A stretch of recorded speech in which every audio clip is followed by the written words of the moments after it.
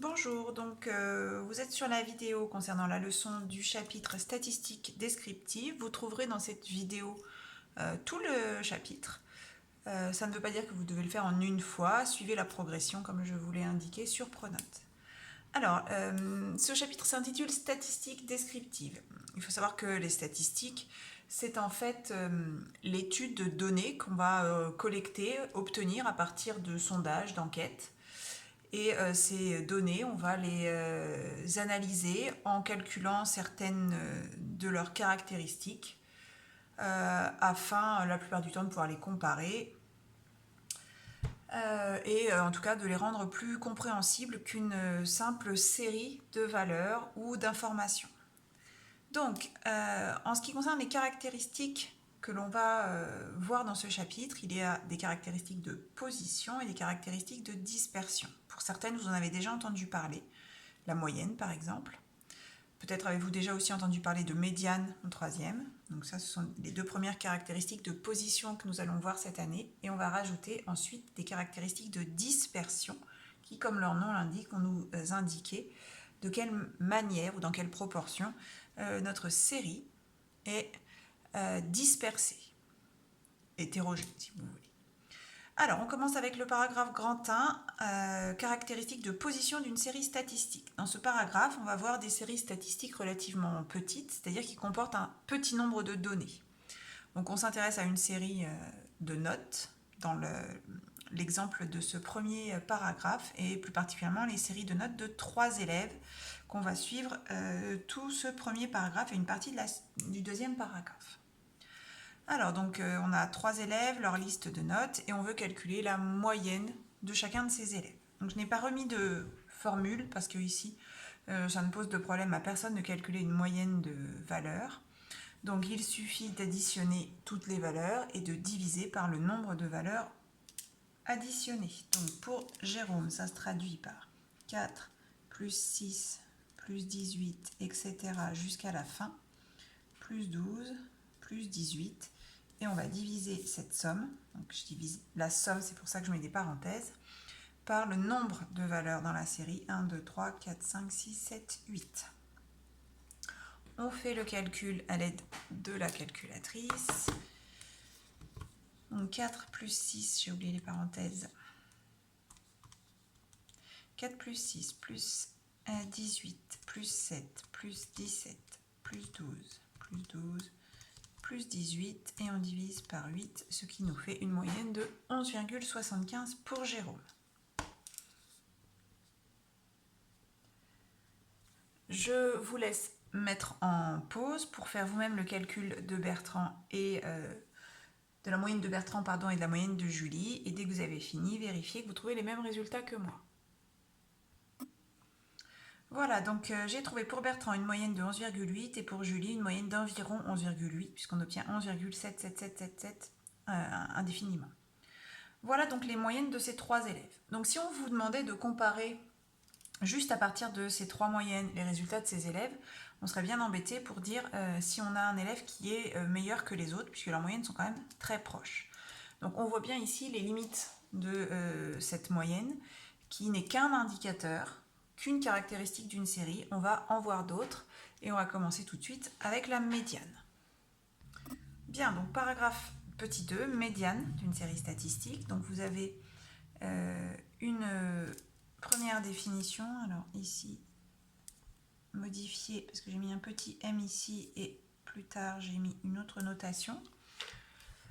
Donc on vous dit que la médiane ME, c'est une valeur donc qui est dans la même unité que les valeurs de les données de votre série, comme la moyenne d'ailleurs, telle qu'on ait au moins la moitié de l'effectif total qui est des valeurs inférieures ou égales à la médiane, et du coup au moins l'autre moitié des valeurs de la série qui sont supérieures ou égales à la médiane. En gros, c'est la valeur centrale. Alors c'est très résumé, c'est très schématique et ça manque de précision et du coup, c'est pas tout à fait exact ce que je viens de dire là, cette histoire de c'est la valeur centrale. Mais visuellement, c'est un petit peu l'image que vous pouvez garder en tête. Donc pour déterminer une médiane, il faut commencer par ordonner la série, puisque dans la définition, on a une idée de valeur inférieure à la médiane, valeur supérieure à la médiane. Du coup, il faut, pour la déterminer, ranger les valeurs, pardon, dans l'ordre croissant. Et ensuite, on va voir comment choisir une valeur qui partage en deux notre effectif complet. Donc, il suffit, par exemple, pour Jérôme, de compter qu'on a 8 valeurs dans la série. Donc, si je divise par 2, ça fait 4. Donc, il faut que je fasse un groupe de 4 et un groupe de 4. Ici, il faut que j'arrive à trouver un nombre, donc une note, qui est telle que ces valeurs-là sont inférieures ou égales à cette médiane que je cherche, et ces valeurs-là sont supérieures ou égales à cette médiane. Ici, on n'a pas d'autre possibilité que de prendre le nombre 12.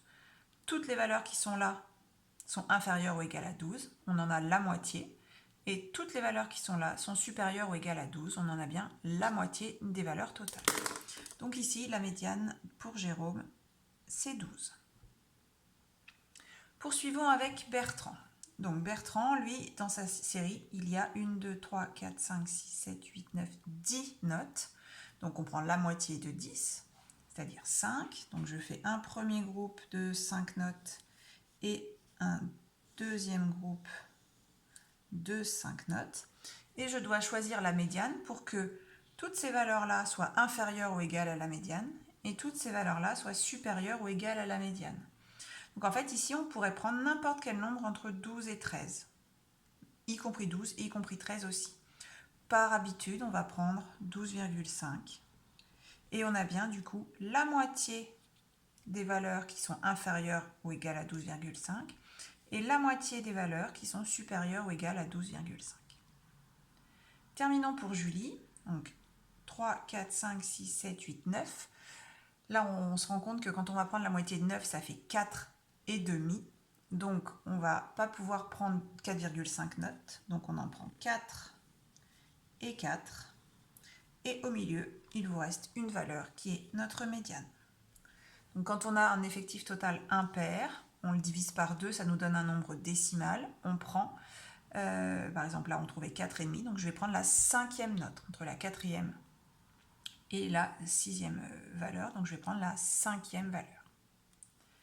Voilà pour la médiane. Concrètement, la médiane, qu'est-ce que c'est? Eh bien, ça partage juste notre effectif en deux sous-groupes de même effectif. Le premier sous-groupe étant constitué de toutes les valeurs inférieures ou égales à cette médiane et de l'autre sous-groupe de toutes les valeurs supérieures ou égales à cette médiane. Donc, on sait qu'on a au moins 50% des notes de Julie qui sont inférieures ou égales à 12 et au moins 50% des notes de Julie qui sont supérieures ou égales à 12. Ici, nos médianes sont très proches, ce qui veut dire que ça ne va pas non plus beaucoup nous aider à comparer les résultats de ces deux élèves. Si on n'a que la moyenne et que la médiane, on ne pourra pas dire si tel ou tel élève est meilleur, tel ou tel élève a des résultats plus réguliers, ou au contraire a des résultats très hétérogènes.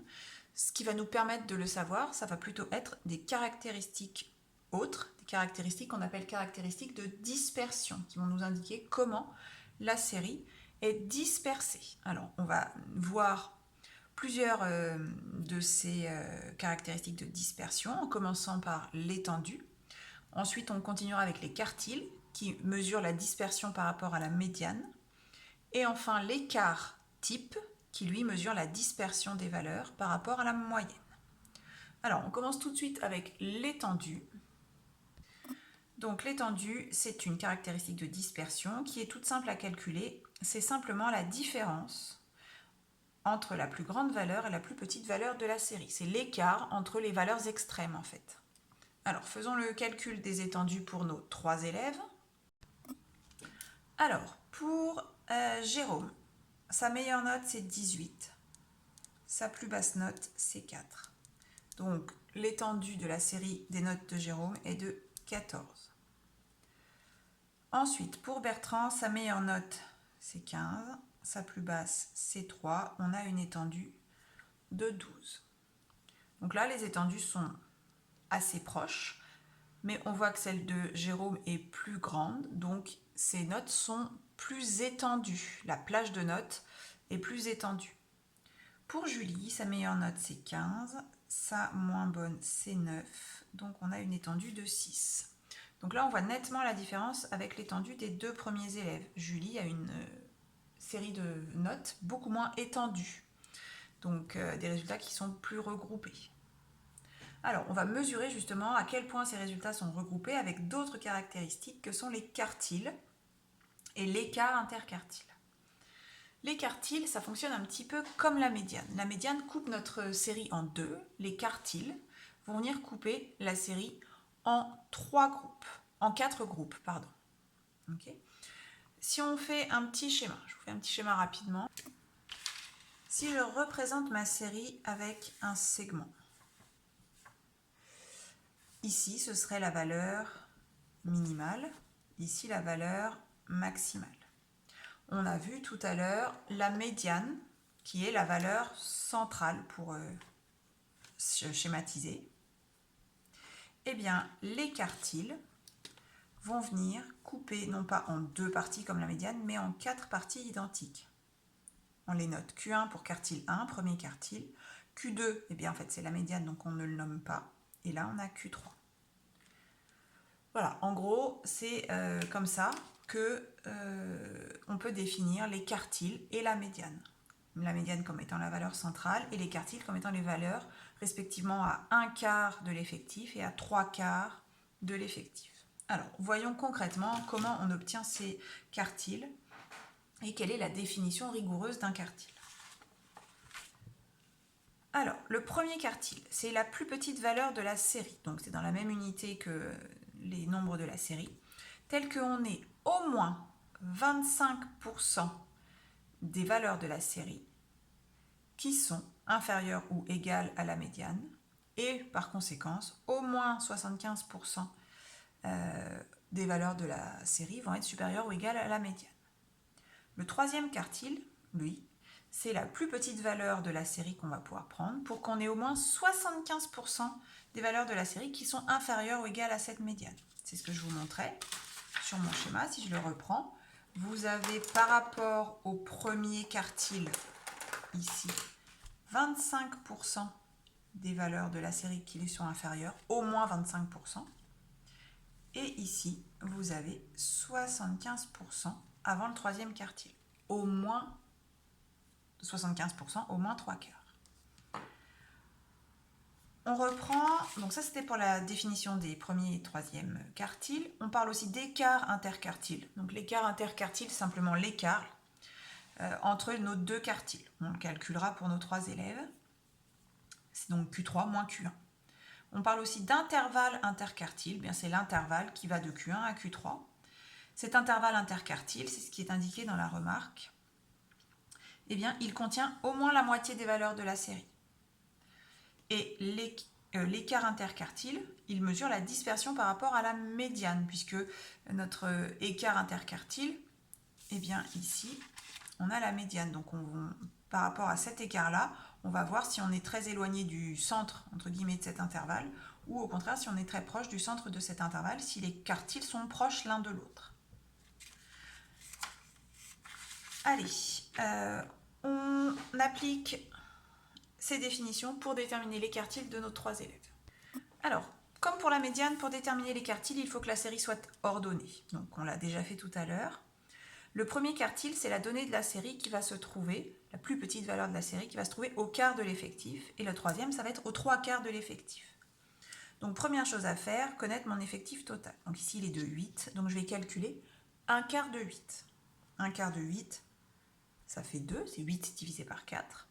Alors, attention, ça, ce n'est pas mon quartile. C'est le rang de mon quartile. Ça veut dire que c'est la deuxième valeur de la série, mon quartile. Donc, je n'ai plus qu'à aller chercher la deuxième valeur de la série ordonnée. C'est donc 6. Donc, on a au moins 1/4 des valeurs de la série, donc c'est-à-dire au moins 2 valeurs de la série qui sont inférieures ou égales à 6. C'est bien le cas. On a 1/4 des valeurs de la série, 2 valeurs de la série inférieures ou égales à 6. Pour le troisième quartile, on fait la même chose, sauf qu'on calcule 3/4 de l'effectif total. Donc 3/4 de 8, ça fait 6, c'est 3 fois plus que le précédent. Donc notre troisième quartile va être la sixième donnée, la sixième valeur de la série ordonnée. 1, 2, 3, 4, 5, 6, c'est donc 17.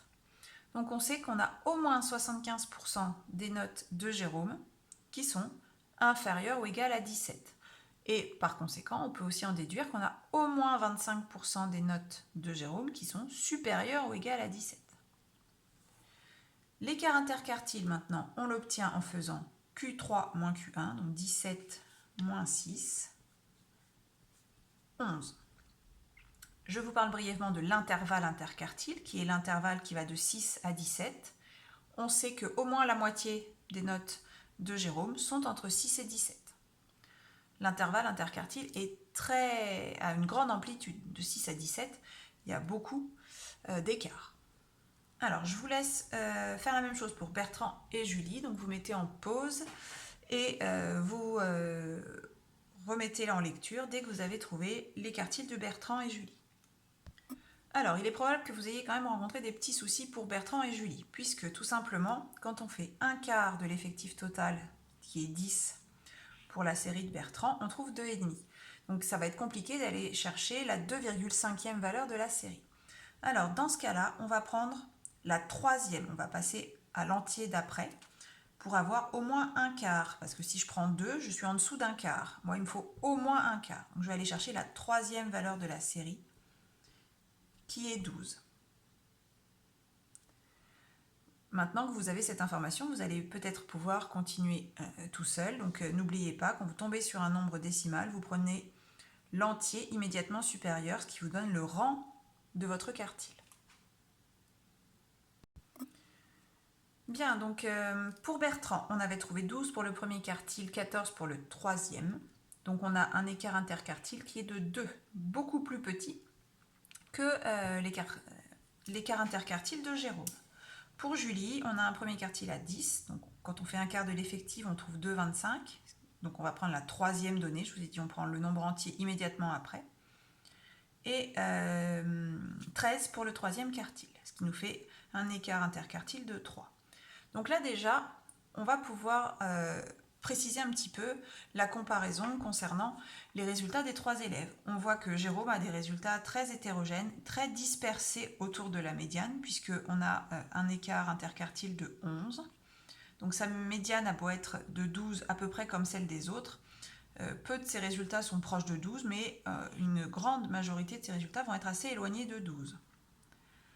Alors que pour Bertrand et Julie, on a des écarts interquartiles assez proches, ce qui laisse entendre que leurs résultats sont assez homogènes, peu dispersés.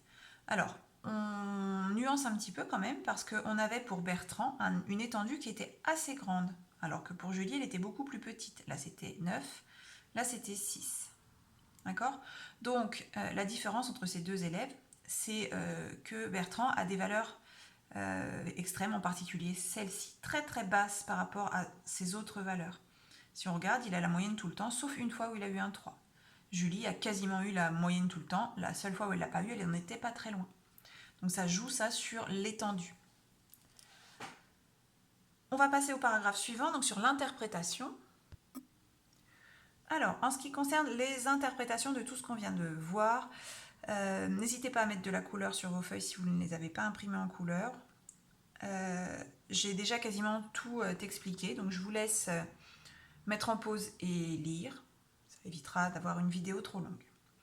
On va passer au dernier paragraphe de ce grand paragraphe, dans lequel on va parler de variance et d'écart type. Alors, ce sont des notions qui sont nouvelles, qui ne sont pas très pratiques à calculer. L'écart type va venir mesurer la dispersion des valeurs, cette fois-ci par rapport à la moyenne et non plus par rapport à la médiane. Et en fait, ça implique qu'on a besoin de connaître la moyenne dans le calcul de l'écart type. Pour calculer l'écart type, en plus, il faut commencer par calculer ce qu'on appelle la variance. Et à partir de la variance, on pourra en déduire l'écart type. Alors, j'ai oublié de laisser de la place pour un calcul. On va le faire ici. On va calculer pour Jérôme.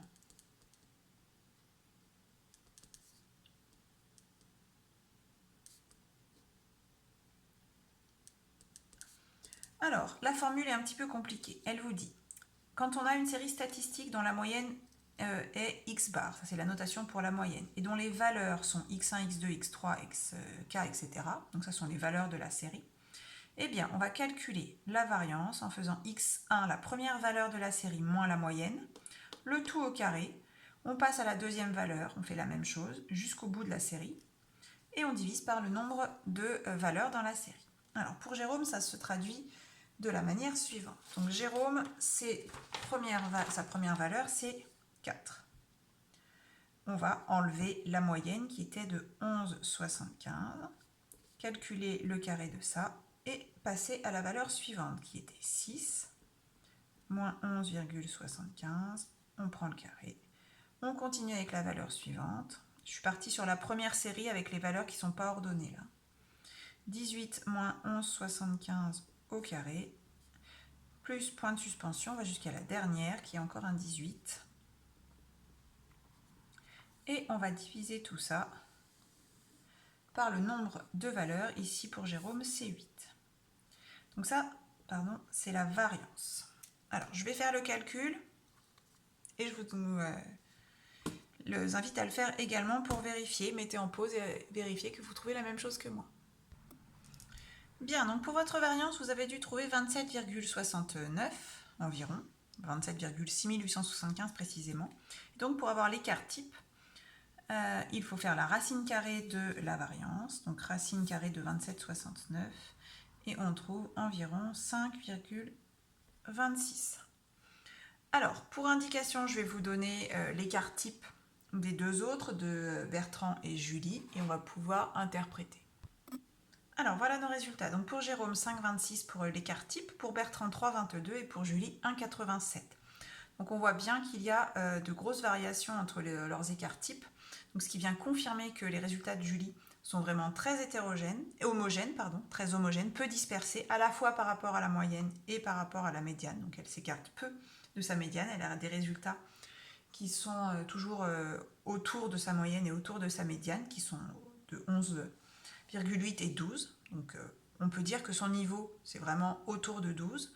Par contre, pour les autres qui ont des écarts interquartiles et des écarts types plus importants, donc pour Bertrand, lui, il va être un peu moins homogène, il va avoir des résultats qui vont davantage plus fluctuer, il sera moins régulier en termes de résultats que Julie. Et Jérôme, lui, est totalement irrégulier. On mettrait dans son bulletin qu'il est capable du meilleur comme du pire. Ok, poursuivons du coup. Donc il est possible que la suite de ce chapitre vous le fassiez au cours d'une autre séance. Donc si c'est le cas, mettez en pause, arrêtez la vidéo et on reprenez là à cet endroit-là. Pour la prochaine fois, vous aurez à travailler sur ce chapitre. Bien, on va continuer avec le grand 3. Cas de pondération d'une série statistique. Donc, comme je vous le disais en introduction de la précédente séance, vous avez dans le début travaillé uniquement avec des séries assez courtes qui comportent peu de valeurs. La plupart du temps, quand on prélève des données, qu'on fait des sondages, le nombre d'informations relevées est très important. Et du coup, il n'est pas envisageable d'écrire la série sous forme de liste. Donc, dans ce cas-là, on va présenter la série, les données, sous forme d'un tableau d'effectifs. On dit que la série est pondérée par des effectifs, que chaque valeur a un poids, qui est le nombre de fois où elle apparaît dans la série. Donc on va travailler dans ce paragraphe sur cet exemple. Donc on étudie la taille d'un groupe de souris adultes dans un laboratoire, leur longueur en particulier, qui sont résumées dans ce tableau. Donc on a 10 souris qui mesurent 8 cm, 25 qui mesurent 9 cm, etc. Donc on va refaire le calcul des mêmes caractéristiques que dans le précédent paragraphe, donc moyenne, médiane, quartile et quart type, mais à partir d'un tableau d'effectifs comme celui-ci. Alors, on commence par la moyenne. Donc pour calculer la moyenne, lorsque la série est présentée sous forme de tableau, il faut bien prendre en compte les effectifs de chaque valeur. Donc par exemple, pour notre série avec les souris, on ne peut pas juste se contenter d'ajouter les tailles. Il va falloir prendre en compte le fait que chaque taille apparaît plusieurs fois. Donc, on va noter x bar la moyenne cette fois-ci, puisque c'est la notation conventionnelle. Et donc, je vais prendre chaque valeur de la série, qui se note toujours x1, etc. jusqu'à xk, et la multiplier par son effectif. Donc, 8 cm, ça concerne 10 souris. Donc je fais 8 fois 10 ou 10 fois 8. Ensuite, les souris de 9 cm, on en a 25. Donc je fais 9 fois 25. Plus les souris de 10 cm, on en a 18, etc.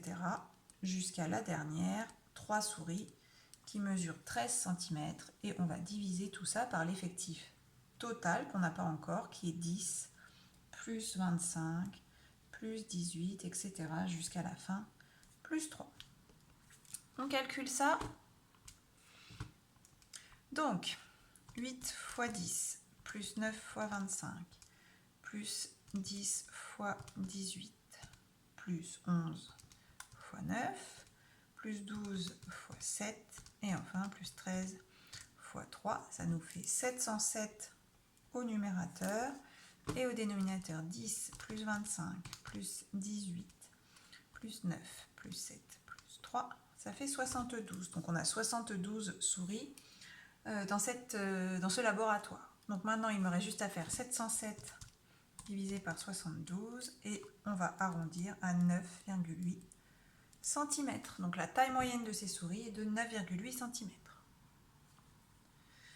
Alors maintenant qu'on a la moyenne, on va pouvoir calculer l'écart type. Donc j'ai inversé l'ordre par rapport au début, puisque la moyenne et l'écart type sont liés. Alors pour calculer l'écart type, je vous rappelle, on commence par la variance.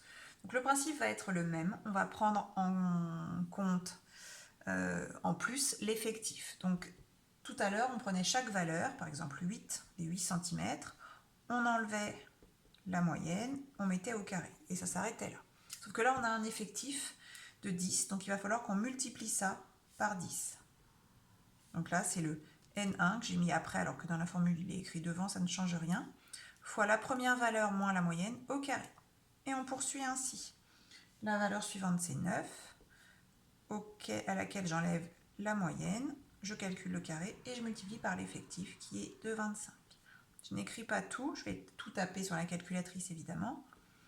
Jusqu'à la fin, 13 moins 9,8 au carré fois 3 et on divise bien par l'effectif total, je ne le recalcule pas, il est toujours de 72.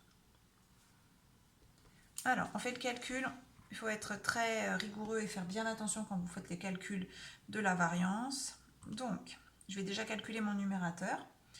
8 moins 9,8 au carré fois 10 plus 9 moins 9,8 au carré fois 25 plus 10 moins 9,8 au carré fois 18 plus 11 moins 9,8 au carré fois 9 plus 12 moins 9,8 au carré fois 7 et enfin plus 13 moins 9,8 au carré fois 3. J'obtiens 126,68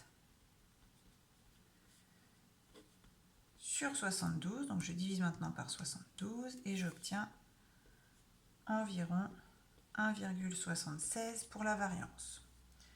Je vais pouvoir calculer maintenant l'écart type qui est la racine carrée de la variance, donc la racine carrée de mon résultat.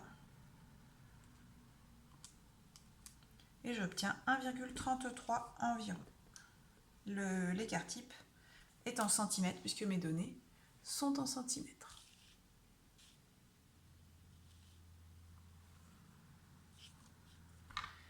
Voilà pour cet écart type. Alors un écart type tout seul, c'est pas très parlant. Il est surtout utile pour comparer des séries. Là, on peut constater quand même qu'il est relativement faible, sans être non plus tout petit. On passe au tout dernier paragraphe. Donc, dans ce tout dernier paragraphe, on reprend médiane et quartile.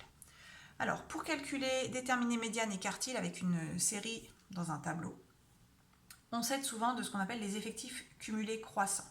Donc, les effectifs cumulés, c'est ce qu'on obtient quand on cumule au fur et à mesure les effectifs. Les effectifs qu'on trouve ici, c'est le nombre de valeurs pour chaque donnée. Donc, au début, quand je cumule mon premier effectif, ça fait juste 10. Après, je vais cumuler ces deux-là, donc additionner ces deux-là, ce qui va faire 35. Puis, je vais additionner ces trois-là, donc là et là, ça fait déjà 35. J'ai plus qu'à ajouter 18. fait 53. Puis je rajoute les 9, 62, les 7, 69, puis les 3, 72. Et on retrouve ici l'effectif total. Donc on va maintenant pouvoir retrouver nos médianes et quartiles.